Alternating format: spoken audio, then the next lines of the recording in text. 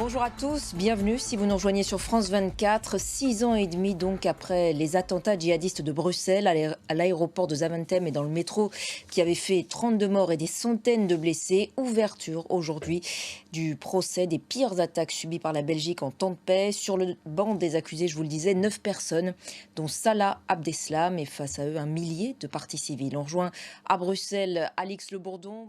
Merci beaucoup Alix pour toutes ces précisions depuis Bruxelles. Autre attentat djihadiste, autre procès qui s'ouvre aujourd'hui à Abidjan, cette fois en Côte d'Ivoire. Début donc du procès de plusieurs accusés dans l'attentat de la ville balnéaire de Grand-Bassam. Je vous le disais en titre, visite d'État de 3 jours d'Emmanuel Macron aux États-Unis. Premier chef d'État étranger à être convié par Joe Biden. Deuxième fois d'ailleurs que cet honneur est réservé à la France. Donald Trump avait fait de même en 2018. En Ukraine, à présent, la contre-offensive de Kiev se poursuit sur le terrain, mais la situation est difficile sur le front de l'aveu même du président Zelensky. L'Union européenne, elle, dit vouloir créer un tribunal spécial pour les crimes de guerre commis par la Russie en Ukraine, ce que réclame d'ailleurs Volodymyr Zelensky depuis de nombreuses semaines.